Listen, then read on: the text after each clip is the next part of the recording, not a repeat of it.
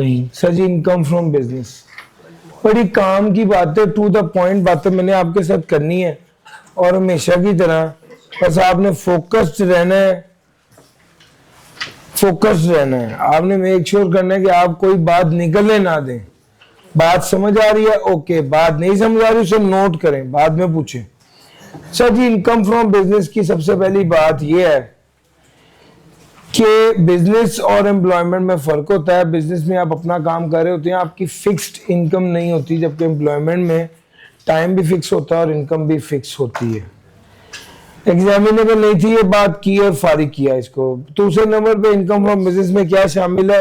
Sir ji, आप trade से कमा रहे हो, मैन्युफैक्चर से कमा रहे हो, वोकेशन से कमा रहे हो, कॉमर्स से कमा रहे हो या प्रोफेशन से कमा रहे हो, और एडवेंचर और concern in the nature of above. भैया आप पेशे से, कारोबार से, मैन्युफैक्चरिंग से, प्रोफेशन से कमा रहे हो तो वो इनकम फ्रॉम बिजनेस के हेड में जाएगा। आप कुछ भी गुड्स बेच रहे हैं या सर्विसेज दे रहे हैं, गुड्स बेच रहे हैं या सर्विसेज दे रहे हैं, अब उसके वाले से वो कहता है कि आप गुड्स बेच रहे हो या सर्विसेज दे रहे हो, जो भी पैसा आप कमा रहे होंगे वो बिजनेस के हेड में जाएगा। लेकिन वो सिर्फ वो वाली चीज बिजनेस के हेड में जाएगी जो एनटीआर हो।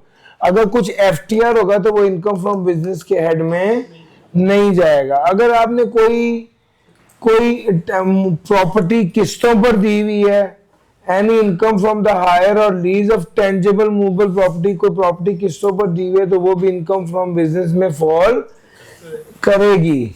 सर इसका मतलब यह है कि अगर आप कोई टेंजिबल मूवेबल प्रॉपर्टी यानी गाड़ी, रेंट ए कार का बिजनेस है तो वो इनकम फ्रॉम बिजनेस में फॉल करेगी। सर जी, बिजनेस की वजह से आपने कोई फायदा उठाया है, आपने किसी बैंक में गए, बैंक से लोन लिया, लोन बैंक वालों को आपके हालात खराब हो गए, बैंक वालों ने आपका इंटरेस्ट माफ कर दिया, ये जो इंटरेस्ट उन्होंने आपका माफ किया ये इनकम फ्रॉम बिजनेस के हेड में जाएगा। केस नंबर 2 ये है कि उन्होंने असल रकम भी माफ कर दी, वो भी इनकम फ्रॉम बिजनेस के हेड में जाएगा। अगर मुदारबा मैनेजमेंट कंपनी, अगर ऐसी कंपनी है जो मुदारबा है और उसमें मुदारबा management company management fee charge करती है तो उसके लिए वो भी इनकम फ्रॉम बिजनेस होगा। अच्छा, ये 3 बातें मैंने आपको इनकम फ्रॉम अदर सोर्स में भी पढ़ाई थी कि बैंक के लिए profit on debt income from business होता है और अदर सोर्स नहीं होता, और 5 इदारे बताए थे जिसमें कहा था schedule bank, investment bank, development finance institution, मुदारबा और लीजिंग कंपनी। ये 5 इदारे अगर किस्तों पर कोई चीज देकर पैसे कमाएंगे तो वो उसके लिए इनकम फ्रॉम बिजनेस होगा और इनकम फ्रॉम अदर सोर्स नहीं होगा। तीसरी ये बात भी कहती कि बैंक फाइनेंशियल, बैंक इन्वेस्टमेंट करे म्यूचुअल फंड में और mutual fund profit on debt से पैसे कमाकर बैंक को एज रिटर्न ऑन इन्वेस्टमेंट दे तो बैंक के लिए वो इनकम फ्रॉम बिजनेस होगा और इनकम फ्रॉम अदर सोर्स नहीं होगा। अच्छा, अगली जो बात थी वो ये थी कि अगर कोई बंदा बिजनेस कमा रहा है, वो बंदा रेजिडेंट है तो उसकी world wide income taxable in Pakistan है, और अगर वो नॉन रेजिडेंट है तो सिर्फ Pakistan source income taxable in Pakistan होगी। इनकम फ्रॉम बिजनेस कैश और एक्रूवल दोनों बेसिस पर टैक्स हो सकता है, लेकिन अगर कंपनी हो तो उसके लिए लाजमी है कि एक्रूवल बेसिस ऑफ अकाउंटिंग हो। इनकम फ्रॉम बिजनेस के हेड में कोई खर्चा किया हो तो माइनस करने की इजाजत है। The answer is income from business के हेड में कोई खर्चा किया हो तो वो माइनस करने की इजाजत होती है, शर्त यह है कि वो होली और एक्सक्लूसिवली बिजनेस के लिए खर्चा किया गया हो। सर जी, अगली कीमती बात यह है कि बिजनेस के अंदर रियल एक्सपेंस माइनस होता है, नोशनल एक्सपेंस माइनस नहीं होता। अकाउंटेंट बैठा बैठा कह देता जी रिवैल्यूएशन रिजर्व आ गया है और वो रिवैल्यूएशन रिजर्व भी बुक कर लेता है, फिर उसके बाद उससे अपने रिजर्व भी बढ़ा लेता है, फिर उसके बाद उसी में से वो कह देते हैं जी इसकी डेप्रिसिएशन भी हो गई है, उसको कम कर देता है, फिर कुछ अर्से बाद कहते हैं इंपेयरमेंट भी हो गई है। टैक्स वाले कहते हैं ये बकवास यहां नहीं चलेगी। टैक्स वाले कहते हैं रियल प्रॉफिट, आपकी बिल्डिंग की वैल्यू बढ़ गई है, जब बेचेंगे तो इनकम को बुक कर लेना। और मेरा पॉइंट समझ आ रहा है? आपकी वैल्यू कम हो गई है, जब बेचेंगे तो लॉस बुक कर लेना। तो टैक्स वाले इंपेयरमेंट को नहीं मानते, टैक्स वाले रिवैल्यूएशन को नहीं मानते, टैक्स वाले अनरियलाइज्ड गेन या लॉस को नहीं मानते। यानी अगर आप जो है आपने किसी के पैसे देने हैं डॉलर में और डॉलर की वैल्यू बढ़ गई है तो उसकी वजह से गेन लॉस नहीं आता, अनलेस आप एक्चुअल में वो डॉलर खरीद के उसको दें, उससे तो जो लॉस आएगा वो रियलाइज करेंगे, वो रियलाइज हो जाएगा। अगर सिर्फ रिसीवेबल था या पेबल था और डॉलर की वैल्यू बढ़ गई तो ईयर एंड पे आप गेन लॉस रिकॉग्नाइज नहीं करेंगे। अकाउंटेंट करता है, टैक्स वाला नहीं करेगा। फिर उसके बाद हम अगर आगे चलें तो अगली बात है यूनिट नंबर 3 पर मैं जंप कर रहा हूं। मैंने आपको मेजर काम की बातें बता दी सारी यूनिट 1 की। यूनिट नंबर 3 में वो क्या कह रहा है,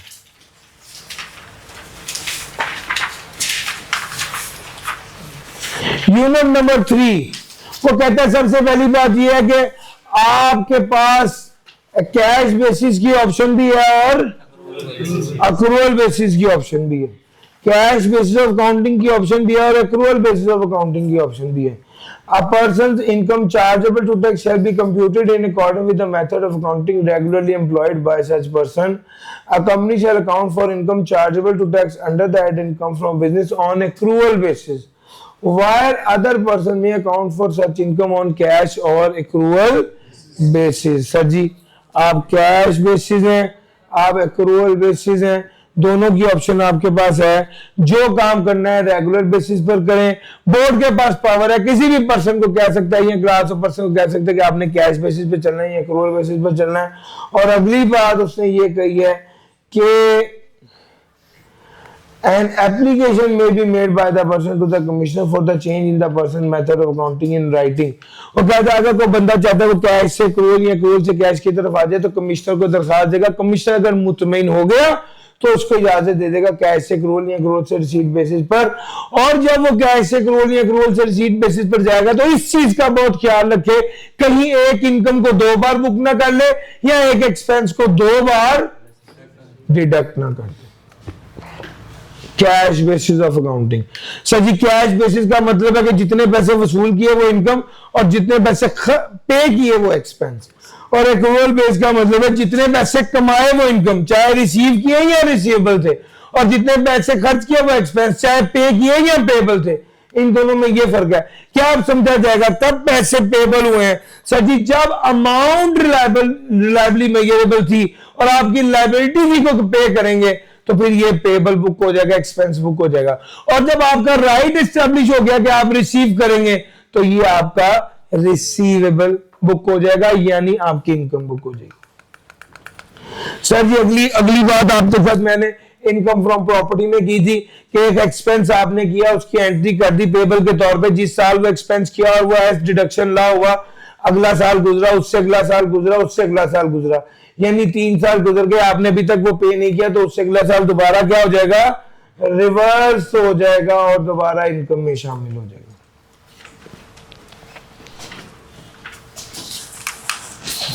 क्यों नहीं आ रहा भाई? अच्छा जी, अगली बात आपके साथ वो खर्चा जो उसने किया है 2018 में और वो पेबल था, 3 साल गुजर गए और वो पेबल ही रहा, तो वो 3 साल गुजरने के बाद वो दोबारा इनकम में शामिल हो जाएगा। और अगर सब्सिक्वेंटली सचमुच में पे कर दिया तो दोबारा माइनस करने की इजाजत होगी। अच्छा, दूसरे नंबर वो कहता है स्टॉक की वैल्यूएशन की बात करता है। सबसे पहले वो कहता है कॉस्ट ऑफ गुड्स सोल्ड क्या होगी, तो उसने कहा opening stock plus purchase less closing stock. ये तो आपको पहले ही पता है। अच्छा, ओपनिंग स्टॉक किसके बराबर होता है, पिछले साल की क्लोजिंग स्टॉक के बराबर होता है, ये बात भी आपको पहले ही पता है। हाँ बताए, एक नई बात है वो सुने।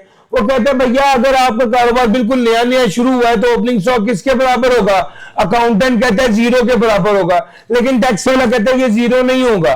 जब आपने कारोबार शुरू किया उस वक्त जितना स्टॉक था वो सारा ओपनिंग स्टॉक कंसीडर किया जाएगा। फॉर एग्जाम्पल मैं आपको बताऊं कि 1 जनवरी को फॉर एग्जाम्पल मैंने शोरूम का इफ्तिताह किया है, तो 1 जनवरी से पहले जितनी गाड़ियां मैंने शोरूम में बेचने के लिए लाके रखी हैं वो सारा उसका ओपनिंग स्टॉक कंसीडर होगा।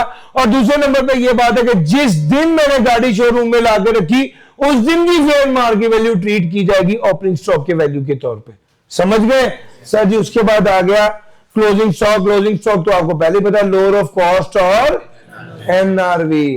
फिर उसके बाद उसने कहा जी आपके पास ऑप्शन है कि आप स्टॉक को वैल्यू करना चाहते हैं तो 2 तरीके हैं। एक तरीका यह है कि आप उसको एब्जॉर्प्शन कॉस्टिंग के मेथड पर वैल्यू कर दें, दूसरा यह कि आप प्राइम कॉस्टिंग मार्जिनल कॉस्ट या प्राइम कॉस्ट मेथड के मुताबिक वैल्यू कर दें। मगर ये याद रखिएगा अगर आपकी कंपनी है तो आपके पास ये ऑप्शन नहीं है। अगर आपकी कंपनी है तो सिर्फ एक ऑप्शन है, वो क्या है, एब्जॉर्प्शन कॉस्टिंग मेथड। चलिए आगे चलते हैं। वो कहता है where particular item of stock in trade are not readily identifiable person may account for that stock on the FIFO method or average cost method. A stock valuation method once chosen may be changed only with the written permission of the commissioner. वो कहता है भैया अगर particular item of stock in trade readily identifiable नहीं है, आपके पास FIFO की option भी है, आपके पास एफको की ऑप्शन भी है, ये दोनों ऑप्शंस आपके पास हैं, बट ये याद रखिएगा कि जो मेथड आप चूज कर लेंगे आप फिर उसी मेथड पर ही रहेंगे। सर ये कुछ डेफिनेशंस हैं, इसको छोड़ दीजिएगा, इसकी जरूरत नहीं है। सर जी आपको एक काम की बात बताने लगा हूं, जरा सुनिएगा, ये बात नहीं है। उसने कहा भाईजान अगर कोई डिजिटल ट्रांजैक्शन हो रही है, यानी एक ऐसी ट्रांजैक्शन है जो कि थ्रू ऑनलाइन प्लेटफॉर्म की जा रही है, ऑनलाइन मार्केट प्लेस के जरिए की जा रही है, तो उसमें वो कहता है जो बैंकिंग चैनल के जरिए पेमेंट की जाएगी तो बैंकिंग चैनल 1% डिडक्ट करेगा, और अगर कैश ऑन डिलीवरी के जरिए पे की जाएगी तो वो 2% टैक्स डिडक्ट करेगा। सर ये ट्रांजैक्शन, ये वाली बात अप्लाई होती है लोकली ऑपरेटेड ऑनलाइन प्लेटफॉर्म्स और मार्केट प्लेस पर, और ये वाला टैक्स जो होगा ये फाइनल टैक्स कहलाएगा। जो घर बैठकर ऑनलाइन ट्रांजैक्शन कर रहे हैं, ऑनलाइन वर्किंग कर रहे हैं, उनको ऑर्डर आते हैं, तो जो बंदा डिलीवरी कर रहा है दो तरीके से चीजें, एक तो जो है वो कोरियर के जरिए चीजें डिलीवर हो जाती हैं, तो जो कैश ऑन डिलीवरी अगर आपको मिलेगी, अगर आपको कैश ऑन डिलीवरी मिला है तो वो वाली इदारा जो कैश ऑन डिलीवरी लेकर आपको पहुंचा रहा है, आप चीजें बेच रहे हो, तो वो 2% टैक्स काटेगा, और अगर बैंकिंग चैनल के जरिए मिल रहा है तो वो 1% टैक्स डिडक्ट करेगा। ये वाला 2% या 1% जो टैक्स डिडक्ट हो रहा है, ये कौन सा टैक्स होगा? ये फाइनल टैक्स होगा। सर जी ये वाली बात आपके साथ भी कर ली, अहम बात थी। अब तीसरा पहलू जो आपके साथ डिस्कस करना है, ये बड़ा कीमती है, जरा मेरे साथ रहिएगा, और वो है कौन से खर्चे माइनस करने हैं इनकम फ्रॉम बिजनेस में से, कौन से खर्चे माइनस नहीं करने।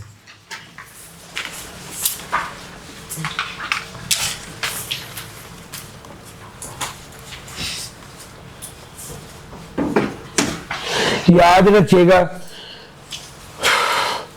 खर्चे 3 तरह के होते हैं। एक वो खर्चा है जो अकाउंटेंट ने माइनस किया होता है, टैक्स वाला कहता है माइनस नहीं करना, और एक वो खर्चा जो अकाउंटेंट ने माइनस किया होता है, टैक्स वाला कहता है माइनस करना है, और एक वो खर्चा जो अकाउंटेंट ने माइनस नहीं किया होता है, टैक्स वाला कहता है माइनस करना है। वो खर्चा जो अकाउंटेंट ने माइनस किया हुआ और टैक्स वाला कहता है माइनस नहीं करना था, उसको ऐड कर देंगे। वो खर्चा जो अकाउंटेंट ने माइनस किया और टैक्स वाला कहता है माइनस करना था, इसको इग्नोर कर देंगे। एक वो खर्चा जो अकाउंटेंट ने माइनस नहीं किया था और टैक्स वाला कहता है माइनस करना है, इसको ये जो आपने कहा है कि जी ऐड करेंगे, इग्नोर करेंगे, माइनस करेंगे, क्यों कहा है भैया? असल में आपने ये बात इसलिए कही है कि आपने जब टैक्स की अकाउंटिंग को, जब टैक्स की वर्किंग करनी है टैक्सेबल इनकम की, तो आपने वर्किंग शुरू कहां से करनी है? अकाउंटिंग प्रॉफिट से। इसका मतलब है इस प्रॉफिट में से अकाउंटेंट ने वो वाले खर्चे माइनस किए होते हैं। अगर टैक्स वाला कहता है वो माइनस नहीं करने थे तो उसे ऐड कर देंगे, जो कि अकाउंटिंग प्रॉफिट से वो पहले लेस हो चुके हैं। और थीम लॉजिक समझ आ रही है? ये असल बात है, ये चीज आपको समझने की जरूरत है। सिर्फ ये याद कर लेना कि जी ऐड करना या माइनस करना वो बात नहीं है। आप इसकी बेस समझे, बेस असल में ये कि आप वर्किंग शुरू अकाउंटिंग प्रॉफिट से कर रहे हैं। आप चूंकि वर्किंग अकाउंटिंग प्रॉफिट से शुरू कर रहे हैं तो अकाउंटेंट ने खर्चा माइनस कर दिया हुआ है, तो ही प्रॉफिट आया है। अब अगर टैक्स वाला कहता है ये खर्चा माइनस नहीं करना तो आप उसे असल में ऐड बैक कर रहे होते हैं। और अगर टैक्स वाला कहता है हाँ ये खर्चा माइनस करना था, अकाउंटेंट ने किया हुआ है, तो आप चुप कर जाते हैं, आप कहते हैं हाँ पहले ही माइनस हो गया, बस ठीक है। और अगर एक ऐसा खर्चा जो अकाउंटेंट ने माइनस नहीं किया और टैक्स वाला कहता है माइनस करना था, तो फिर उसको लेस करते हैं। यार मेरा पॉइंट समझ आ रहा है? ये असल में इसकी लॉजिक और थीम है जो आपको पता होनी चाहिए। जैसे डोनेशन ऐड बैक करते हैं, रिपेयर माइनस हुआ है, टैक्स वाला कहता है माइनस करना है, इनिशियल अलाउंस अकाउंटेंट को नहीं पता होता, टैक्स वाला कहता है लेस करना है तो लेस करेंगे। अब जरा यहां तक मेरी बात आपको समझ आ गई। थोड़ा सा आगे चलते हैं और बात करते हैं फिर ये वाली चीज तो बड़ी अहम हो गई कि कौन से खर्चे माइनस करने हैं कौन से नहीं करने। अकाउंटेंट तो जो सो कर ही रहा है, टैक्स वाले को तो बड़ा क्लियरली आप लोगों को पता होना चाहिए कि कौन सा खर्चा टैक्स में माइनस करने की इजाजत है और कौन सा खर्चा टैक्स में माइनस करने की इजाजत नहीं है। अच्छा, जरा ये बात अगर आपकी समझ में आ गई तो फिर आगे देखिए कि टैक्स का एक बुनियादी असूल तो ये है कि हर वो खर्चा जो पैसे कमाने के लिए किया गया है वो माइनस करने की इजाजत होगी। हाँ, अलबत्ता वो खास तौर पर यह कहता है कि भाई अगर कोई जानवर था, अगर कोई डेयरी कंपनी है या ऐसी कंपनी है जहां पे जानवर इन्वेंट्री की हैसियत नहीं रखता बल्कि प्लांट एंड मशीनरी की हैसियत रखता है, जैसे डेयरी कंपनी में जानवर नहीं बेचे जाते बल्कि जानवर का दूध निकाल के बेचा जाता है, तो जानवर एक प्लांट एंड मशीनरी की हैसियत रखता है जो प्रोडक्शन करता है और उसका दूध निकाल के बेचा जाता है। इसके लिए खास तौर पर कहता है कि चूंकि जानवर प्लांट एंड मशीनरी की हैसियत रखता है, अगर ये जानवर मर गया तो क्या होगा? अगर ये जानवर मर गया, अगर ये जानवर मर गया तो इसका लॉस हो गया, क्या ये लॉस इनकम में से माइनस करने की इजाजत होगी? तो इसका जवाब है यस, माइनस करने की इजाजत होगी। हाँ, जितना नुकसान हुआ उतना माइनस करने की इजाजत होगी। फॉर एग्जाम्पल, एक जानवर था 2 लाख रुपए का और उसकी कार केसेस उसकी लाश भी किया 10,000 रुपए की, कितने का नुकसान हो गया? 1,90,000 का। ये एज डिडक्शन ला होगा। बात इस डेयरी में भैंस अब दूध नहीं दे रही तो भी बेकार है उनके लिए, वो क्या करते हैं उसको ज़िबा करके उसका गोश्त बेच देते। लेट्स से गोश्त बिका 60,000 रुपए का और नुकसान तो भैंस खरीदी थी 2 लाख रुपए की, तो नुकसान कितने का हो गया? 1,40,000 रुपए का। ये क्या होगा? ये अलाउड एज डिडक्शन होगा। सर जी, ये वाले खर्चे माइनस करने की इजाजत है। अब थोड़ी सी बात कर लेते हैं वो वाले खर्चे जो माइनस करने की इजाजत नहीं है। इसकी लिस्ट है, इस लिस्ट को आपने रट्टा नहीं लगाना, समझना है। रट्टा नहीं लगाना, समझना है। सर जी, हाँ सर जी, आप सेस कहें, रेट कहें, टैक्स कहें, टैरिफ कहें, ड्यूटी कहें, सबका मतलब टैक्स ही होता है। सर जी, कोई भी इनकम पर टैक्स लगा, गेन पर टैक्स लगा, वो इनकम में से माइनस करने की इजाजत नहीं होती। हाँ, सेल्स टैक्स या एफईडी इनकम में से माइनस करने की इजाजत होती है। अलबत्ता वो सेल्स टैक्स और एफईडी जो के एंड कंज्यूमर को चार्ज हो जाए वो इनकम में से माइनस करने की इजाजत नहीं होती। पहला पॉइंट ये था। दूसरा ये कि आपको अगर कोई पैसे मिल रहे हैं और टैक्स कट के मिल रहे हैं तो जो टैक्स डिडक्ट होता है वो एज डिडक्शन अलाउ नहीं होता। तीसरी बात वो ये करता है कि भैया अगर आपने किसी को पेमेंट करनी थी तो आपको चाहिए था कि टैक्स काट के कर दे। अगर आपने कोई पेमेंट किया और टैक्स काटे बगैर कर दी तो वो वाला एक्सपेंस आपको एज डिडक्शन अलाउ नहीं होगा। लेकिन अगर आपने ये पेमेंट किसकी की है? रॉ मटेरियल की है। आपने ये पेमेंट रॉ मटेरियल की है या फिनिश गुड्स की है और आपने टैक्स नहीं काटा तो बुनियादी उसूल तो ये कि टैक्स नहीं काटा तो कोई खर्चा माइनस नहीं होगा। लेकिन रॉ मटेरियल और फिनिश गुड्स के लिए उसने कहा कि अगर आपने वो कोई टैक्स नहीं काटा तो 20% माइनस करने की इजाजत नहीं होगी, 80% फिर भी अलाउ होगा। यानी जब आप न्यूमेरिकल कर रहे होंगे तो पता क्या करेंगे? अकाउंटेंट ने तो सारा कुछ माइनस कर दिया होगा, टैक्स वाला 20% of total purchases add back कर देगा। यार मेरा पॉइंट समझ आ रहा है? 20% ऑफ टोटल परचेजेस या वो वाली अमाउंट जिस पर टैक्स नहीं काटा, वो अमाउंट जिस पर टैक्स नहीं काटा या 20% ऑफ टोटल परचेजेस, इनमें से जो लोअर होगा उसको ऐड बैक कर दिया जाएगा। सर जी, अगर आपकी कोई फैक्ट्री है और आपने एक डिस्ट्रीब्यूटर रखा हुआ जो आपका माल बेचता है, वो कहते हैं ऐसे डिस्ट्रीब्यूटर को क्या होना चाहिए? फाइलर होना चाहिए, उसका नाम एक्टिव टैक्स पेयर लिस्ट में आना चाहिए। अगर उस बंदे का नाम एक्टिव टैक्स पेयर लिस्ट में आया तो आप उसको जो भी कमीशन देंगे कोई दिक्कत नहीं है, माइनस करने की इजाजत होगी। लेकिन अगर ऐसे बंदे का नाम एक्टिव टैक्स पेयर लिस्ट में ना आया तो 0.2% माइनस करने की इजाजत होगी, उससे ज्यादा माइनस करने की इजाजत नहीं होगी अगर उसका नाम एक्टिव टैक्स पेयर लिस्ट में ना हुआ तो।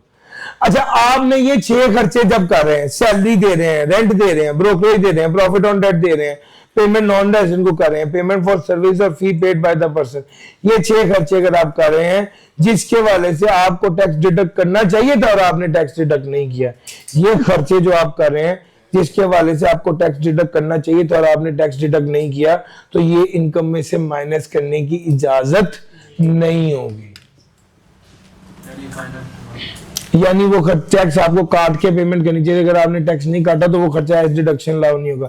सर जी अगली बात, फाइन पेनल्टी पेड और payable by the person for the violation of any law rule और रेगुलेशन।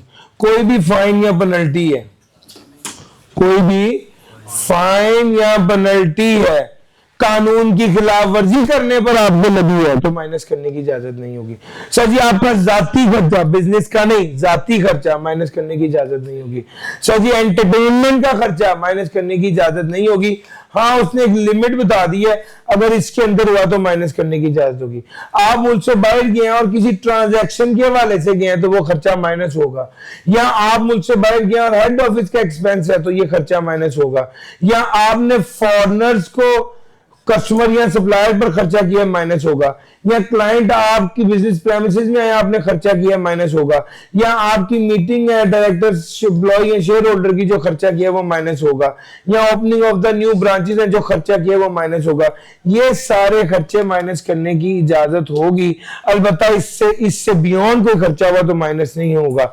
अलबत्ता याद रखिएगा वो खर्चा जो किया गया है वो किस पर किया जाए, directly related to persons business हो तो वो खर्चा माइनस करने की इजाजत होगी, वरना वो खर्चा एंटरटेनमेंट पर किया गया खर्चा इस लिमिट से बियॉन्ड हुआ तो माइनस नहीं होगा। सर जी अगली बात जरा ध्यान से सुनिएगा, अगर बिजनेस अब ये पी फंड हो गया, ग्रेचुटी हो गया, पेंशन फंड हो गया, सुपर एनोवेशन फंड हो गया, ये हमने आपको इनकम फ्रॉम सैलरी में पढ़ाया था।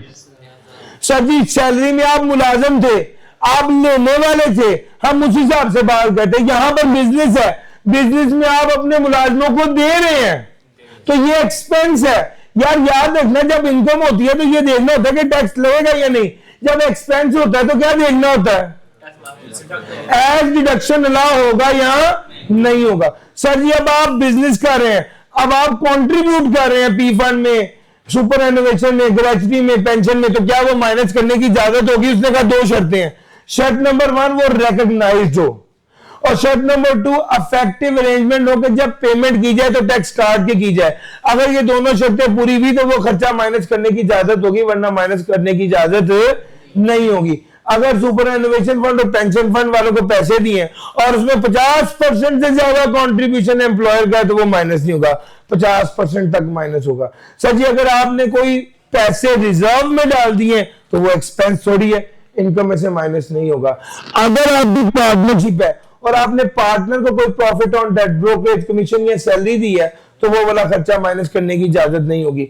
अगर 32,000 per month any salary paid और पेबल एक्सीडिंग 32,000, अगर 32,000 पर मंथ तक का कोई खर्चा है तो वो माइनस करने की इजाजत होगी। एनी सैलरी पेड और payable of a capital nature, however depreciation या amortization shall be allowed in respect of depreciable asset, intangible or pre-commencement expenditure।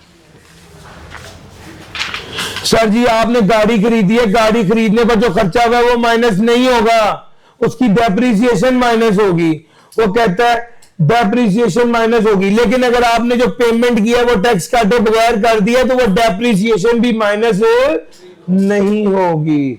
Sir अगली बात वो ये करता है, सर जी फार्मास्यूटिकल कंपनीज में जो रिश्वत देते हैं एडवर्टाइजमेंट के नाम पे, मार्केटिंग के नाम पे, क्या वो माइनस करने की इजाजत होगी। टैक्स वालों ने कानून सख्त कर दिया है, उन्होंने कहा टर्नओवर के 10% तक आप प्रमोशन के एक्सपेंस कर सकते हैं, एडवर्टाइजमेंट के कर सकते हैं, उससे ज्यादा। Sir any withholding tax to be borne by taxpayer. Sir withholding tax क्या होता है, टैक्स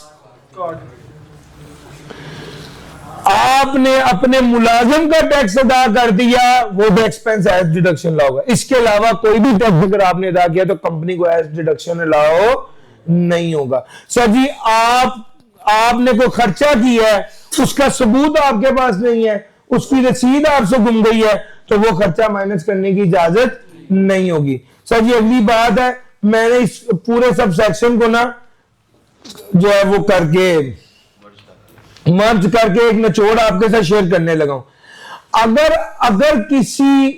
अगर अकाउंट बैलेंस 2.5 लाख से ज्यादा हो, इंडिविजुअल ट्रांजैक्शन 25,000 से ज्यादा हो और पेमेंट कैश में की गई हो तो वो वाला खर्चा माइनस करने की इजाजत, वो वाला खर्चा माइनस करने की इजाजत नहीं होती। अकाउंट बैलेंस 2.5 लाख से ज्यादा, इंडिविजुअल ट्रांजैक्शन 25,000 से ज्यादा और पेमेंट कैश में की गई हो तो वो वाला खर्चा माइनस करने की इजाजत नहीं होती। रिपेयर कितना हो, अब उसने पेपर में पता क्या सवाल पूछना है, रिपेयर की गई थी गाड़ी की 2,72,000 का खर्चा हुआ है, कैश में पे किया था, क्या माइनस होगा? आप कहेंगे भैया तीनों शर्तें पूरी हो गई, अकाउंट बैलेंस भी 2.5 लाख से ऊपर, इंडिविजुअल ट्रांजैक्शन भी 25,000 से ऊपर और पेमेंट भी कैश में, तो ये वाला खर्चा एज डिडक्शन अलाउ, यानी अगर पेमेंट कैश में कर रहे हैं तो रिस्ट्रिक्शन है। लेकिन उसके बाद उसने आगे ये कहा अगर यूटिलिटी या फ्रेट या ट्रेवल फेयर या पोस्टेज या टैक्सेस ड्यूटी फी फाइन, अगर इन चीजों के वजह से खर्चा किया गया तो इसको कैश में कर दें, कोई दिक्कत नहीं है। अदरवाइज 2.5 लाख से ऊपर का खर्चा कैश में हो गया तो वो एज डिडक्शन अलाउ नहीं होगा। लो सर, कौन से खर्चे माइनस करने हैं, तो उसमें अब अगली बात सुन लो।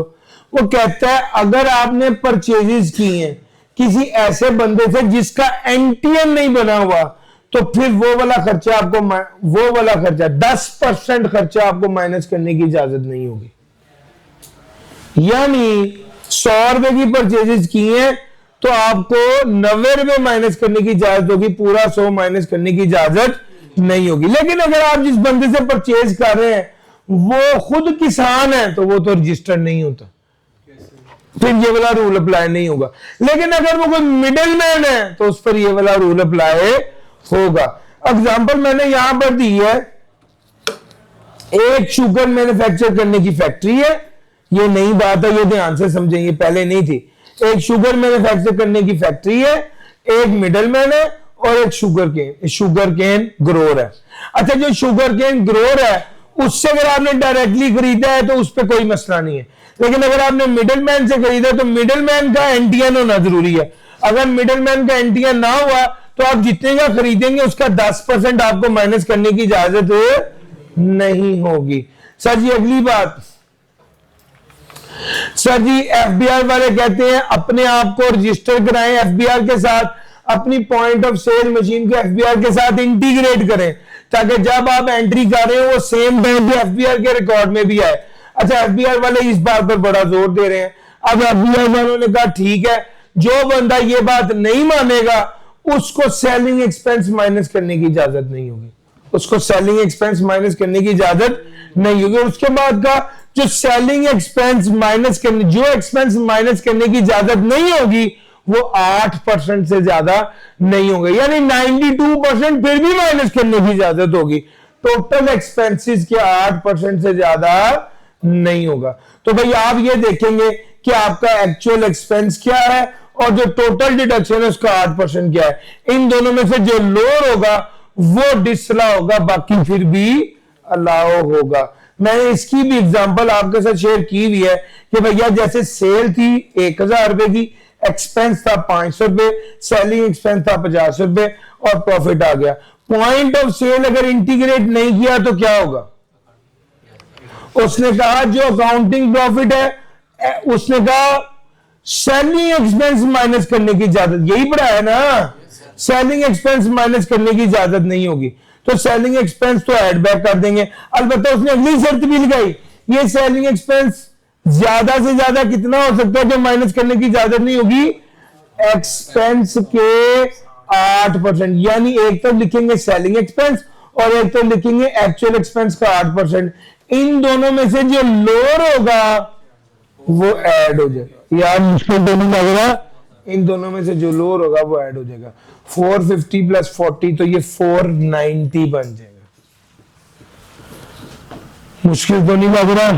No sir.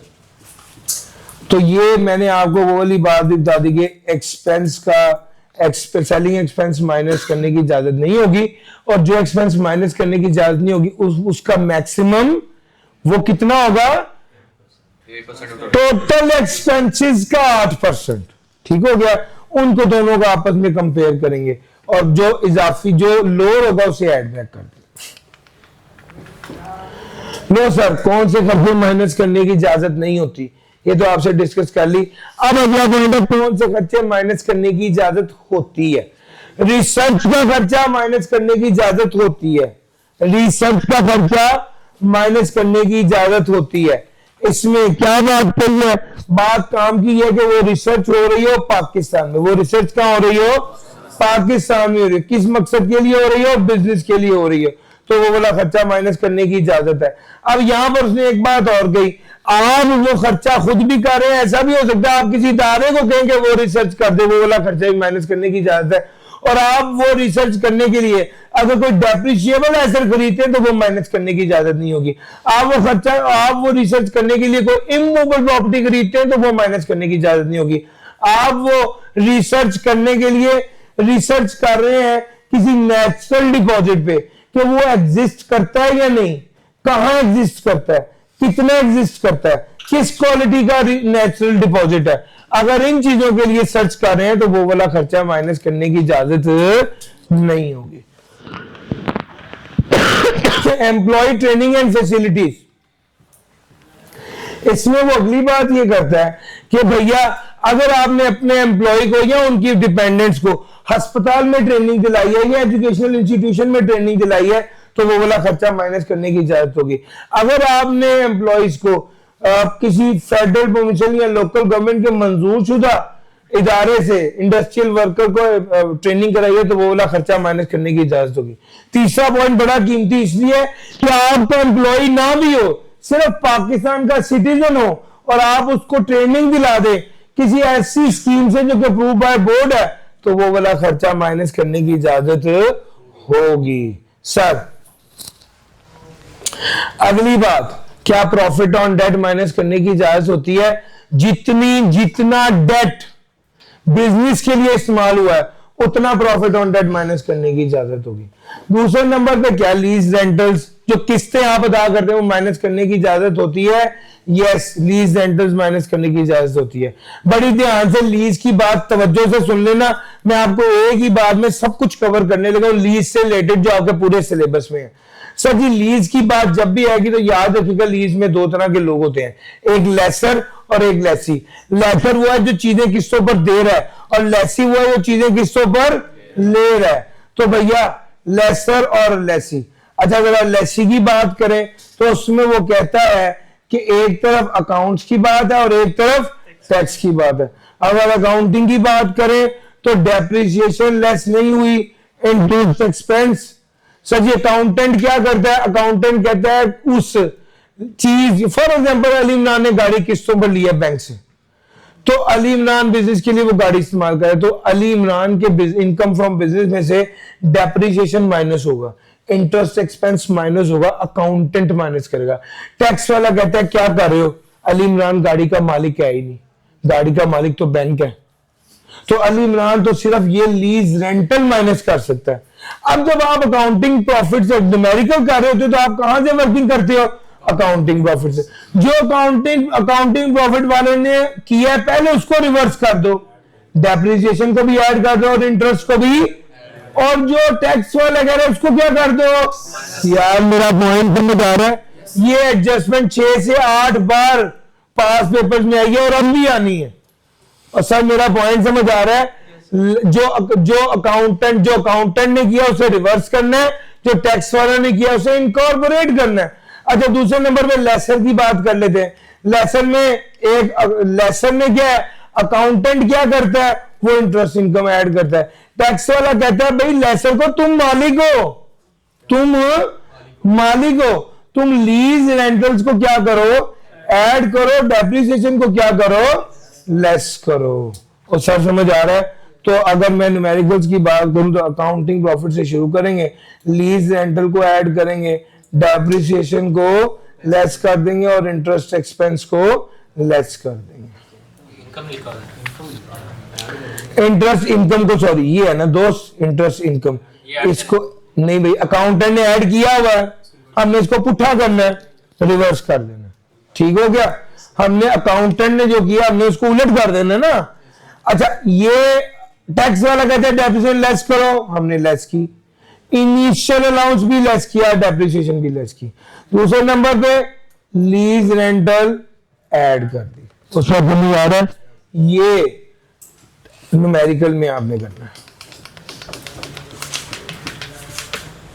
बैड डेट की बात करने लगा, बैड डेट सर जी इंटरेस्ट इनकम तो वो जो लेसर कमा रहा है वो इनकम मैंने उसे लीज रेंटल ही पूरा दे दिया तो इंटरेस्ट इनकम को रिवर्स कर दिया ना, पूरी किस्त इनकम के तौर पे दे दिए। सर जी बैड डेट की बात करने लगा हूं। बैड डेट क्या होता है? बैड डेट आपके अकाउंटिंग में एक्सपेंस होता है, इनकम में से माइनस कर देते हैं। टैक्स वाले भी कहते हैं माइनस करो, हाँ टैक्स वाले दरमियान में अपना रोला जरूर डालते हैं। टैक्स वाले कहते हैं हाँ शर्त लगा दूंगा, शर्तों के बाद देखेंगे माइनस करना है या नहीं। क्या मतलब? टैक्स वाले कहते हैं पहली शर्त ये है बैड डेट सिर्फ तब एज डिडक्शन ला होगा जब पहले वो इनकम में शामिल हो। अगर पहले इनकम में शामिल है तो एज डिडक्शन ला होगा, वरना एज डिडक्शन लाओ नहीं होगा। अगर पहले इनकम में शामिल नहीं हुआ, यानी आपने जब एंट्री की तो डेबिट डेटर क्रेडिट सेल की, यानी आपने पहले इनकम में शामिल किया, अब जब वो बैड हुआ है तो ये इनकम में से माइनस होगा। लेकिन अगर आपने डेबिट किया, advance to employ credit cash किया, तो पहले आपने जब इस डेटर को क्रिएट किया, जिस रिसीवेबल को क्रिएट किया, तो उस वक्त इनकम के तौर पे बुक नहीं किया। अब अगर ये बैड हो गया तो ये माइनस भी नहीं होगा। हाँ, इस रूल की एक्सेप्शन है फाइनेंशियल इंस्टीट्यूशंस। जब फाइनेंशियल इंस्टीट्यूशन किसी को लोन देते हैं तो एंट्री करते हैं डेबिट लोन टू कस्टमर और क्रेडिट कैश, इस वक्त ये इनकम बुक नहीं करते। लेकिन जब ये बैड हो जाता है तो इनको डिडक्शन अलाउ होती है बैड डेट। समझ गए? तीन बातें थी, तीनों बता दी। सर ये अगली बात कर रहा हूं बैड डेट की। Sir debt or part of its debt is written off in the accounts of person in tax year. Sir जी अकाउंटेंट ने भी बैड डेट रिकॉर्ड किया अगर तो ही टैक्स वाले बैड डेट अलाउ करेंगे। चौथी बात, जितना अकाउंटेंट ने बैड डेट रिकॉर्ड किया होगा टैक्स वाले भी ज्यादा से ज्यादा उतना ही बैड डेट रिकॉर्ड करेंगे। पांचवी बात, प्रोविजन को टैक्स वाले नहीं मानते। Accountant provision for doubtful debt को लेस करता है, टैक्स वाला कहता है प्रोविजन नोशनल है, नोशनल को हम नहीं मानते। चौथा, आपने बैड डेट को सिर्फ तब लेस करना है जब कोई रीजनेबल ग्राउंड्स टू बिलीव हो दुकान को आग लग गई है, वो मालिक था वो मर गया, पैसे आपको नहीं मिलेंगे, एक बंदा खून नहीं उठा रहा, आप ये सोचे भी मेरा बैड डेट हो गया, ऐसा नहीं हो सकता। सर जी अगली बात, अगर बैड डेट सब्सिक्वेंटली रिकवर हो गया तो क्या करेंगे? फॉर एग्जाम्पल वो कहता है ए माइनस बी का रूल लगाएंगे। ए माइनस बी का रूल क्या है? वो कहता है बैड डेट रिकवर्ड में से ए है बैड डेट रिकवर्ड, बी है actual bad debt minus allowed bad date. अगर मैं आंसर की, अगर इसका आंसर प्लस में आए तो ये इनकम है, और अगर इसका आंसर माइनस में आए तो एक्सपेंस है। What is A? Bad debt recovered. What is B? Actual bad debt minus allowed bad debt. अब मेरी बात ध्यान से सुनना, जब आप न्यूमेरिकल कर रहे होते हैं तो क्या करते हैं? अकाउंटिंग प्रॉफिट होता है, उसके अंदर accounting bad debt add back कर देते हैं और टैक्स के मुताबिक बैड डेट को, और मुश्किल तो नहीं लग रहा, ऐसा ही करते हो। लेकिन जब आपका दूसरा साल होता है तो एक बड़ी मेजर गलती सारे बच्चे करते हैं, वो ये करते हैं जब अकाउंटेंट जो होता है वो जब बैड डेट रिकवर करता है तो क्या एंट्री करता है? वो जब बैड डेट रिकवर करता है तो इसको इनकम के तौर पे बुक करता है। यार मेरा पॉइंट समझ आ रहा है? वो जब बैड डेट रिकवर करता है तो उसको इनकम के तौर पे बुक करता है। अब यहां पर एक बात बड़ी काम की समझने की जरूरत है, जब वो बैड डेट रिकवर करता है तो उसे इनकम के तौर पे बुक करता है। यहां पर एक अहम बात यह है, अकाउंटेंट तो उसे इनकम बना लेता है, लेकिन टैक्स वाला कहता है नहीं, पहला काम ये करो कि अकाउंटेंट ने जो इनकम बनाई है उसे क्या कर दो? रिवर्स कर दो। सर जी रिवर्स कर दो, पहले उसे रिवर्स करो, और फिर उसके बाद ए माइनस बी का फार्मूला लगा के bad debt recovered minus actual minus allowed bad date इस बेस पर निकालो। अगर आंसर प्लस आया तो ऐड कर दो, अगर आंसर माइनस आया तो लेस कर दो। अकाउंटिंग प्रॉफिट में ये वाली दो एडजस्टमेंट करेंगे तो टैक्स प्रॉफिट आएगा। तो मेरा पॉइंट समझ आया? बच्चे नॉर्मली गलती क्या करते हैं? बच्चे बैड डेट रिकवर्ड को माइनस नहीं करते, उन्हें पता नहीं होता। भैया अकाउंटिंग प्रॉफिट के अंदर उसने बैड डेट रिकवर्ड को ऑलरेडी इनकम बना दिया हुआ है, तो पहला स्टेप ये करना कि जो अकाउंटेंट ने किया उसे रिवर्स करना है, फिर टैक्स वालों के मुताबिक A माइनस बी का फॉर्मूला लगा के उसको इनकॉर्पोरेट करना है। और समझ रहे हो? बड़े यार हाँ नहीं कर दे यार। नहीं सर, सर एक्चुअल अलाउड को माइनस क्यों करते हैं? इसमें एक्चुअल और अलाउड को माइनस क्यों करते हैं सर जी? असल में हाँ, जो डिसअलाउड निकालने के लिए बिल्कुल मुख्तसर इसका जवाब ये है। असल में एक्चुअल वो था जो अकाउंटेंट ने माइनस किया हुआ था, और अलाउड वो था जो टैक्स वालों ने माइनस किया हुआ था। इसका मतलब है एक्चुअल माइनस अलाउड का मतलब है वो वाला डेट जो कि अकाउंटेंट ने माइनस कर दिया और टैक्स वालों ने माइनस नहीं किया हुआ, वो निकालने के लिए। सर जी मैं आपको अब चैप्टर 8 की तरफ लेके जा रहा हूं।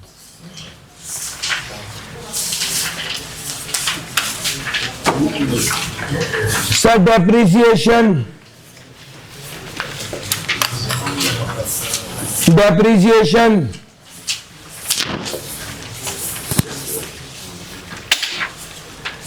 डेप्रिसिएशन क्या होती है सर? डेप्रिसिएशन एक्सपेंस है जो टैक्स और एज डिडक्शन अलाउ करते हैं। डेप्रिसिएबल एसेट क्या होता है?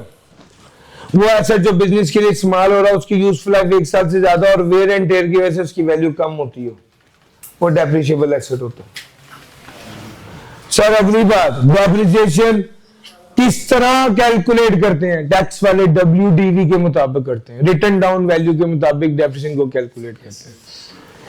डेप्रिसिएशन की क्या पॉलिसी है? Full in the year of purchase, nil in the year of sale. जिसका मतलब है जिस साल एसेट खरीदा पूरी डेप्रिसिएशन, जिस साल एसेट बेचा कोई डेप्रिसिएशन नहीं। याद रखना डेप्रिसिएशन महीनों की होती नहीं है, या होती है या नहीं होती। महीनों की डेप्रिसिएशन कभी कैलकुलेट नहीं होती टैक्स में। सब पूरे साल की होगी ना, या होगी या नहीं होगी। आगे चलते हैं सर जी। बिल्डिंग 10%, बिल्डिंग 10%, कंप्यूटर 30%, बाकी जो रह गए 15%। अब सवाल यह कि ये याद करना है भैया, पेपर में गिवन होगा, रेट पेपर में लास्ट शीट पर गिवन होते हैं डेप्रिसिएशन के। सर जी WDV कैलकुलेट करें। WDV क्या होती है sir? WDV return down value कैसे कैलकुलेट करते हैं सर? WDV वो अमाउंट होती है जिस अमाउंट पर रेट अप्लाई करते हैं। WDV क्या होती है? वो अमाउंट होती है जिस अमाउंट पर रेट अप्लाई करते हैं डेप्रिसिएशन का। अच्छा, अगर तो एक नया एसेट खरीदा हो तो कॉस्ट में से इनिशियल अलाउंस लेस कर देंगे तो WDV आ जाएगी। और अगर एक पुराना एसेट खरीदा हो तो कॉस्ट में से इनिशियल अलाउंस भी लेस करते हैं और फिर एक्यूमुलेटेड डेप्रिसिएशन भी लेस करते हैं, फिर आपकी WDV आती है। WDV पर रेट अप्लाई करते हैं 15% या 10% या 30%, जो भी रिक्वायर्ड हो।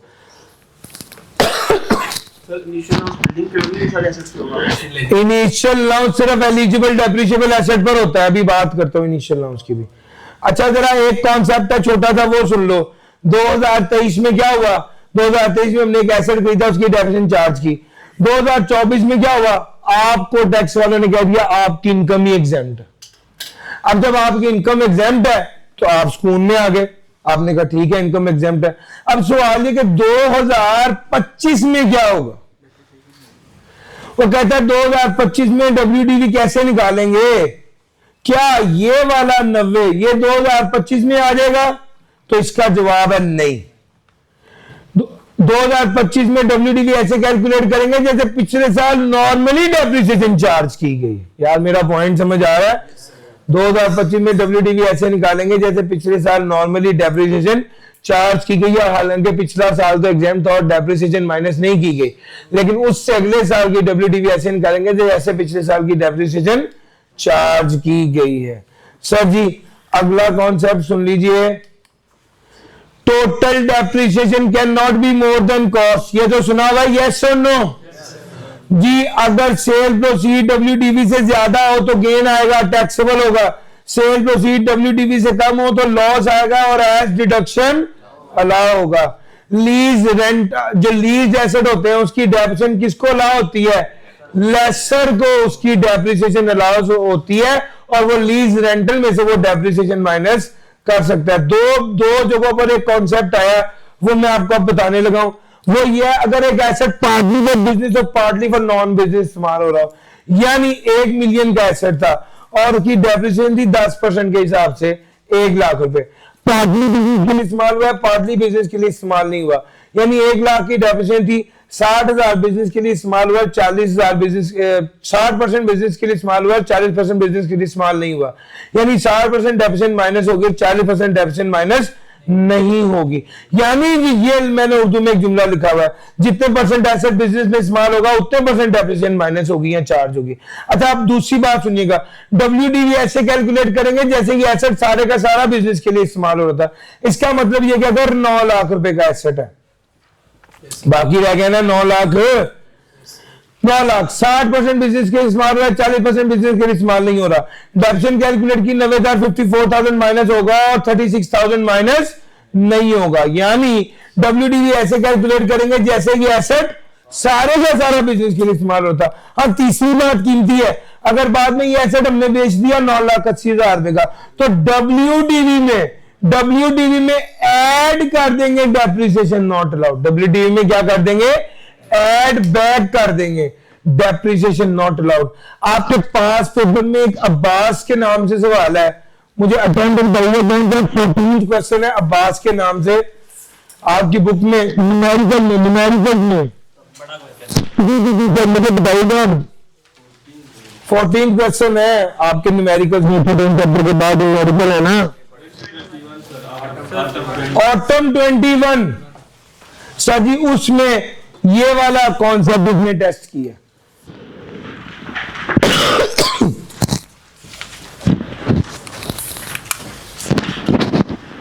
अच्छा जी, ये सारी बातें आपके साथ कर ली, पर डेप्रिसिएशन की तो सारी बातें आपके साथ हो गई हैं, लेकिन अभी तीन बड़े इंपॉर्टेंट कॉन्सेप्ट्स हैं, इसको अब्बास के नाम से नोट कर लें, बाद में देख लीजिएगा। 3 बड़े इंपॉर्टेंट कॉन्सेप्ट है। सबसे पहला एक कॉन्सेप्ट है व्हीकल का। अब व्हीकल 2 तरह की होती है, एक प्लाइंग फॉर हायर और एक not plying for hire. Vehicle plying for hire का क्या मतलब है? ऐसी व्हीकल जो किसी इदारे के लिए प्लांट एंड मशीनरी की हैसियत रखती है और रेवेन्यू जनरेट करती हो, इसको कहते हैं व्हीकल प्लाइंग फॉर हायर। और व्हीकल प्लाइंग फॉर हायर जो है प्लांट एंड जिसके लिए प्लांट एंड मशीनरी की हैसियत और रेवेन्यू जनरेट करती है। जैसे एग्जांपल में आता है डेवो, TCS और ट्रांसपोर्टेशन कंपनी। सर ये व्हीकल प्लाइंग फॉर हायर है ना, डेवो तो गाड़ी है जिससे रेवेन्यू जनरेट हो रहा है। अच्छा, नॉट प्लाइंग फॉर हायर क्या है? ऐसा इदारा जिसके लिए व्हीकल प्लांट एंड मशीनरी की हैसियत ना रखती हो, रेवेन्यू ना जनरेट करती हो। जैसे एचपी अगर स्टूडेंट को पिक एंड ड्रॉप देता है, या नेस्ले जो है वो अपने एम्प्लॉय को पिक एंड ड्रॉप देता है, तो उनके लिए ये vehicle not plying for hire है। अच्छा जी, अगर मैं न्यूमेरिकल ट्रीटमेंट की बात करूं, अकाउंटिंग डेप्रिसिएशन कितनी है? 1.5 मिलियन। टैक्स डेप्रिसिएशन कितनी है? 1.125। अकाउंटिंग डेप्रिसिएशन है 1.5 मिलियन और टैक्स डेप्रिसिएशन कितनी है? 1.125। अब जरा इसको देख लेते हैं। टैक्स वाले कहते हैं व्हीकल प्लाइंग फॉर हायर और नॉट प्लाइंग फॉर हायर को देख लिया, तो टैक्स वाले कहते हैं कि मैक्सिमम अलाउड कॉस्ट कितनी है? 7.5 मिलियन। टैक्स वाले कहते हैं ज्यादा से ज्यादा जो कॉस्ट आपको अलाउ होगी वो 7.5 मिलियन की होगी। इसका मतलब है अगर आपने 10 मिलियन का एसेट खरीदा है तो क्या होगा? अकाउंटेंट कहेगा कि 15% के हिसाब से डेप्रिसिएशन बनी 15 लाख, लेकिन टैक्स वाला कहेगा भैया 10 मिलियन का तो कोई vehicle not plying for hire हो ही नहीं सकती, वो ज्यादा से ज्यादा कितने की होगी? 7.5 मिलियन की। तो 7.5 मिलियन का 15% कितना बना? 1.125। अब जब आप न्यूमेरिकल करेंगे तो क्या करेंगे? अकाउंटिंग प्रॉफिट में ये जो अकाउंटिंग डेप्रिसिएशन है इसको ऐड बैक कर देंगे, और ये जो टैक्स की डेप्रिसिएशन है इसको, यार पॉइंट में बता रहे हैं सर जी। अब मसला तो वहां पे खराब हुआ जब आप टैक्स वाले तो कहते हैं 75 लाख से ऊपर की गाड़ी नहीं मानते हम। मसला तो वहां पे खराब हुआ जब आपने खरीदी भी 10 मिलियन की और बेच भी 9 मिलियन की थी। अब टैक्स वाले क्या करेंगे? वो कहता है भाई आपने खरीदी भी 10 मिलियन की, बेच भी 9 मिलियन की थी, अब गेन लॉस कैसे निकलेगा? तो वो कहता है भैया अगर आपकी vehicle not plying for hire है और आपने 7.5 मिलियन से ज्यादा की खरीदी थी और आपने उसे बेच दिया है, तो सेल प्रोसीड पता है कैसे निकालेंगे?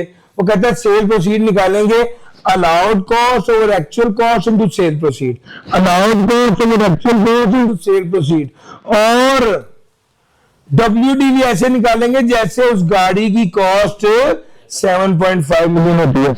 अब ये एग्जांपल लो, आपने 12 मिलियन की एक गाड़ी परचेज की, सॉरी 10 मिलियन की एक गाड़ी परचेज की और 9 मिलियन की सॉरी एक काम करते हैं यार, असल में ना 2 सवाल कराए हुए हैं, मैं पहले ये वाला करता हूं। 10 मिलियन की गाड़ी परचेज की और तीसरे साल में 8 मिलियन की बेच दी, तो आप क्या करेंगे? नहीं मजा आ रहा यार, 1 मिनट ठहरो, हाँ यही करने लगा। 2 मिनट तो ज्यादा लगेंगे लेकिन बात बन जाएगी। उस समय मैंने 2 सवाल कराए हुए थे, तो वो इस वजह से प्रॉब्लम आ रही थी कि वो खिचड़ी वाली बात बहुत अच्छी की आप। तो सर देखना स्टेप्स मैंने तीनों आपके सामने लिख दिए। सर जी देखना, आपने गाड़ी ईयर 1 में खरीदी, कॉस्ट थी 10 मिलियन और ईयर 3 में बेच दी, सेल प्रोसीड थी 9 मिलियन की। अब वो कहते हैं आप गेन लॉस कैलकुलेट करें। अब आपने कहा सेल प्रोसीड कैसे निकालेंगे? Allowed cost over actual cost multiply by sale proceed. जी बताइएगा।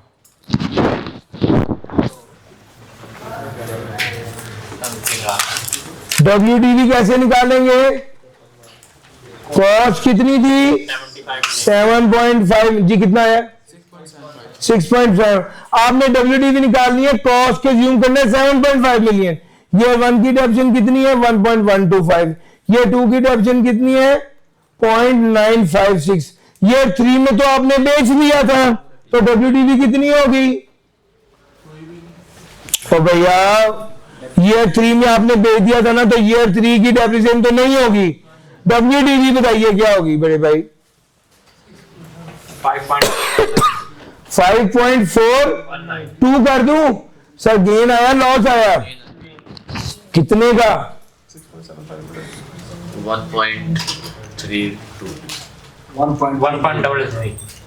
1.33। यार मेरा पॉइंट समझ आ रहा है? और पिक कर लोगे बात को? सर जी 3 पॉइंट्स कीमती थे। पहला point vehicle not planning for hire का क्या करना है, मैंने करा दिया। दूसरा पॉइंट,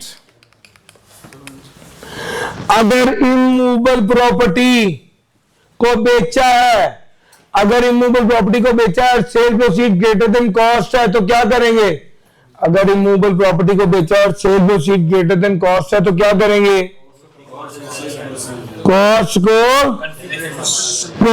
को सेल प्रोसीड के बराबर ले लेंगे, और जो गेन आएगा वो हमेशा एक्यूमुलेटेड डेप्रिसिएशन के बराबर होगा। 4 स्टेप्स हैं। अगर इमूवेबल प्रॉपर्टी को बेचा, cell proceed greater than cost है, कॉस्ट को सेल प्रोसीड के बराबर ले लेंगे, और गेन एक्यूमुलेटेड डेप्रिसिएशन के बराबर आएगा। मुश्किल तो नहीं लग रहा?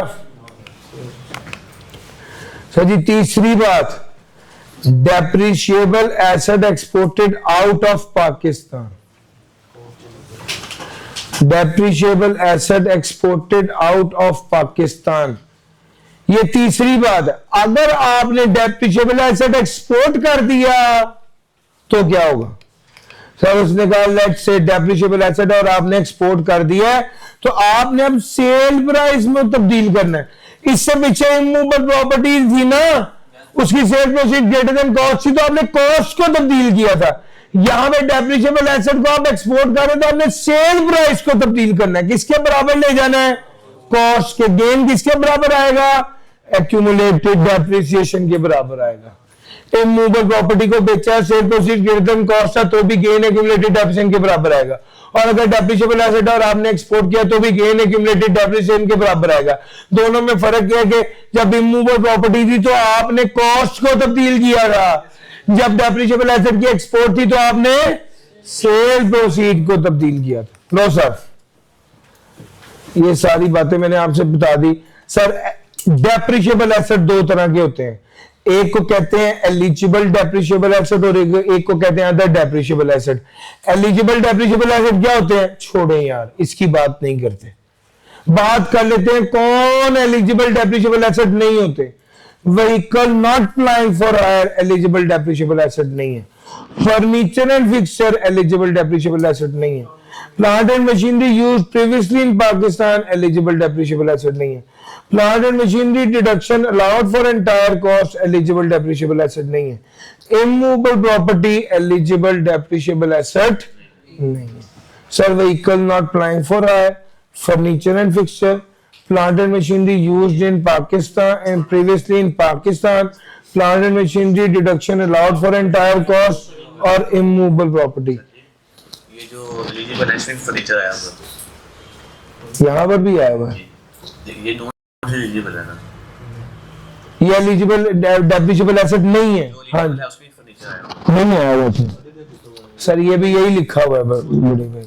आप ऊपर की पहली लाइन तो पहले पढ़े ना, पहली लाइन में लिखा हुआ है अदर देन। दोस्त ये सारे एलिजिबल डेप्रिशिएबल एसेट नहीं है सर। जो एलिजिबल बाकी जो रह गया वो सारा एलिजिबल डेप्रिशिएबल एसेट है। 100 रुपए की कॉस्ट है उस। अब याद रखिएगा एलिजिबल डेप्रिशिएबल एसेट में क्या होता है? इनिशियल अलाउंस अलाउ होता है। कितना? 25% के बराबर। कब? जब वो एसेट बिजनेस में इस्तेमाल हो जाए या जब कमर्शियल प्रोडक्शन स्टार्ट हो जाए। कब? जब वो एसेट पाकिस्तान में इस्तेमाल हो रहा हो। यार ये दोनों तीनों बातें काम की हैं। उसने एक सवाल में कहा कि एसेट नया है, आपने फ्रांस में इस्तेमाल किया है, उसका इनिशियल लॉस नहीं मिलेगा। पाकिस्तान में इस्तेमाल करें। और कब मिलेगा? जब एसेट को बिजनेस में इस्तेमाल करेंगे या कमर्शियल प्रोडक्शन स्टार्ट होगी। आज एक बात और बता दूं, अगर एक एसेट पार्टली फॉर बिजनेस और पार्टली फॉर नॉन बिजनेस इस्तेमाल हो रहा तो भी इनिशियल लॉस पूरा ही माइनस होता है। क्या डेप्रिसिएशन तो आदत हो जाती है ना, प्रोपोर्शनेट, इनिशियल लॉस नहीं होता। लो सर, ये सारी बातें आपको बता दी। और अगर गाड़ी किस्तों पर ली हुई है या गाड़ियां को प्लांट एंड मशीनरी किस्तों पर ली हुई है और वो एलिजिबल डेप्रिशिएबल एसेट है तो इनिशियल अलाउंस लेसर को एज डिडक्शन अलाउ होता है।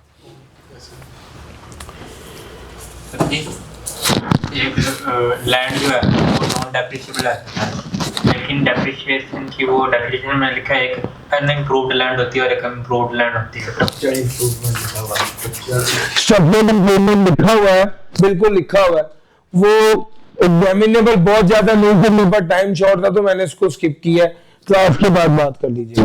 लो sir, format of initial allowance में टाइम शॉर्ट है, मैंने इसको कवर करना है। जी सर, इसके फौरी बाद, क्लास के फौरी बाद।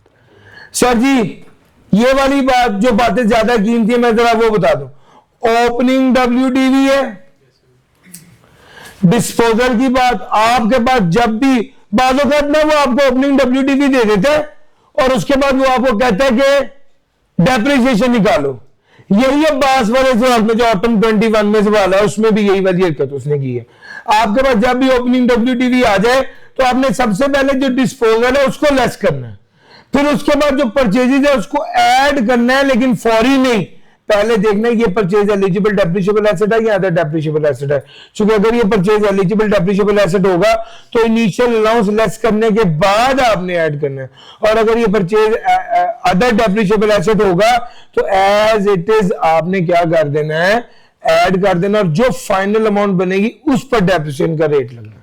लो सर, ये इनिशियल अलाउंस को भी इनकॉर्पोरेट कर लिया और WDV आपने ऐसे निकाल लिया और उस पर डेप्रिसिएशन रेट अप्लाई करना। सर जी उसके बाद हम आगे आ जाते हैं इनटेंजिबल पर। सर इनटेंजिबल क्या होता है? इनटेंजिबल में ये 16 आइटम्स होती हैं। Patent, secret, formula, trademark, computer software, franchise, property या rights, invention, process, scientific technical knowledge, motion picture film license, contractual right, design, model, copyright, export quota और इंटेलेक्चुअल प्रॉपर्टी। ये 16 आइटम्स हैं।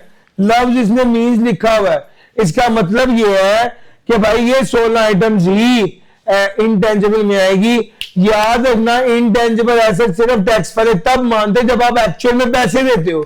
अगर आपको कोई सेल्फ जनरेटेड गुडविल है, वो आपने खरीदी तो नहीं, उसके वो इंटेंजिबल नहीं होगा। और अगर अकाउंटिंग एंट्री करने से कोई इंटेंजिबल राइज हुआ है तो वो भी नहीं मानेंगे। इंटेंजिबल टैक्स वाले सिर्फ वो मानते हैं जिसको पैसे देकर आप खरीदते हैं, और उसी की इंटेंजिबल एज डिडक्शन अलाउ नहीं होता, बल्कि इंटेंजिबल की अमोर्टाइजेशन एज डिडक्शन अलाउ होती है। अब दूसरे नंबर पे बात ये, जितने परसेंट इंटेंजिबल बिजनेस के लिए इस्तेमाल होता है उतने परसेंट ही माइनस होता है। अमोर्टाइजेशन कॉस्ट ऑफ इंटेंजिबल से ज्यादा तो माइनस नहीं हो सकती, और इंटेंजिबल स्टेट लाइन बेसिस पर होती है। सब डेप्रिसिएशन WDV है, इंटेंजिबल स्टेट लाइन है, जिसका मतलब यह है कि आप यूजफुल लाइफ कैलकुलेट करते हैं, cost divide by useful life. अगर यूजफुल लाइफ पेपर में दी हुई हो और वो 15 साल से कम हो तो एक्चुअल लेंगे, अगर 15 साल से ज्यादा हो तो भी 15 साल लेंगे, और अगर इनडेफिनेट हो तो भी 15 साल ही लेंगे। सर जी अगली बात उसने ये कही थी कि method of computation of amortization. Sir ji आपने इसको कैसे कंप्यूट करना होता है, A/B, what is A cost, what is B useful life. और अगर सर जी आपने डेफिनेशन में तो पढ़ा ना, full in the year of purchase, nil in the year of sale. Sir intangible में ऐसे नहीं होता, इंटेंजिबल में होता है proportional in the year of purchase, nil in the year of sale. जिसका मतलब यह है कि अगर आपने ये एसेट खरीदा है और आप उसके अमोर्टाइजेशन जब कैलकुलेट करेंगे तो नंबर ऑफ डेज की बेस पर करेंगे। अगर आपने फॉर एग्जांपल 1 अप्रैल में एसेट खरीदा है तो अप्रैल मई जून ये 91 डिवाइड बाय 365 इस डेज की बेस पर करेंगे, मंथ की बेस पर नहीं करेंगे। सर जी गेन लॉस तो आपको पहले ही पता है, सेल प्रोसीड ज्यादा हो WDV कम हो तो गेन आएगा, सेल प्रोसीड कम हो WDV ज्यादा हो तो लॉस आ जाएगा। सर जी WDV वो कहते हैं कैलकुलेट करना है तो कैसे करेंगे। सर जी WDV कॉस्ट में से अमोर्टाइजेशन लेस करेंगे तो WDV आ जाएगी। अच्छा अब जिस तरह आपको डेप्रिसिएबल का बताया था उसी तरह ही इंटेंजिबल का भी सुन लो।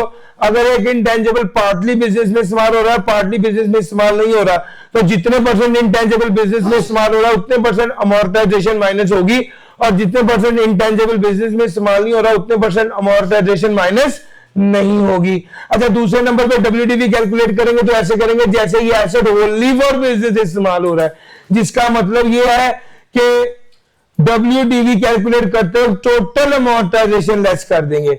हाँ तीसरी और बड़ी कीमती बात यह है कि अगर आपने इंटेंजिबल बेच दिया तो आप WDV में अमोर्टाइजेशन नॉट अलाउड ऐड नहीं करेंगे। यार मैंने अभी आपको बताया है अगर आपने डेप्रिसिएबल एसेट बेचा है तो आप WDV के अंदर ऐड कर देंगे डेप्रिसिएशन नॉट अलाउड बताया, लेकिन अगर ये इंटेंजिबल होगा तो उसमें वो ऐड अमोर्टाइजेशन नॉट अलाउड नहीं करेंगे। Sir pre commencement expenditure, pre commencement क्या होता है? कमेंसमेंट कहते हैं शुरुआत को, इफ्तिताह को। प्री कमेंसमेंट इफ्तिताह से पहले के खर्चे, जैसे कि फिजिबिलिटी स्टडी, जैसे कि मॉडल या प्रोटोटाइप बनाना, जैसे कि मशीन ट्रायल प्रोडक्शन करना, इस सब को कहते हैं प्री कमेंसमेंट एक्सपेंडिचर। याद रखिएगा जो प्री कमेंसमेंट एक्सपेंडिचर होता है वो एज डिडक्शन अलाउ नहीं होता, बल्कि 20% स्टेट लाइन बेसिस पर उसकी डिडक्शन अलाउ होती है। 20% स्टेट लाइन बेसिस पर, बस ये बात याद रखिए, यकीनन वो 5 साल ही बनेंगे। अच्छा जी डिस्पोजल ऑफ एसेट्स, ये बात मैंने आपको कैपिटल गेन में पढ़ा दी थी, या आप मालिक ना रहो या एसेट ना रहे तो वो डिस्पोजल है, यही बात यहां पर भी अप्लाई होती है। सर जी आपने जो एसेट खरीदना है अगर इमूवेबल प्रॉपर्टी और वो 5 मिलियन से ज्यादा है, या अदर एसेट और वो 1 मिलियन से ज्यादा उसकी फेयर मार्केट वैल्यू है, और आपने ये प्रॉपर्टी खरीदी है, तो वो ये कहता है कि अगर इमूवेबल प्रॉपर्टी 5 मिलियन से ज्यादा और अदर एसेट 1 मिलियन से ज्यादा है, तो याद रखिएगा वो कहता है आपको इसकी पेमेंट किस तरह करनी चाहिए? बैंकिंग चैनल के जरिए। अगर आपने ना की तो क्या नुकसान होगा? वो कॉस्ट का हिस्सा नहीं बनेगा, उसकी depreciation, initial loss, amortization minus नहीं होगी। सर जी कॉस्ट ऑफ एसेट क्या होती है? कॉस्ट ऑफ एसेट क्या होती है? तो इसका जवाब यह है अगर आपने एसेट खरीदा है तो जितने पैसे देके एसेट खरीदा है वो कॉस्ट है। बात नंबर 2, अगर आपने एसेट खरीदा है और एक आपने वैगनार दी है और कल्टस ली है, तो जो कल्टस आपने ली है उसकी वैल्यू क्या होगी? जो वैगनार दी है उसकी फेयर मार्केट वैल्यू। यार आपने एक नया एसेट लिया है ना, अगर तो पैसे दिए थे तो पैसे कॉस्ट था, और अगर पैसा नहीं दिया चीज दिए तो जो चीज दी है उसकी fair market value shall be deemed to be the cost of the asset. Sir ji अगर आपने गाड़ी खरीदी है उसकी रजिस्ट्रेशन कराई है तो ये भी कॉस्ट का हिस्सा हो गई, यस।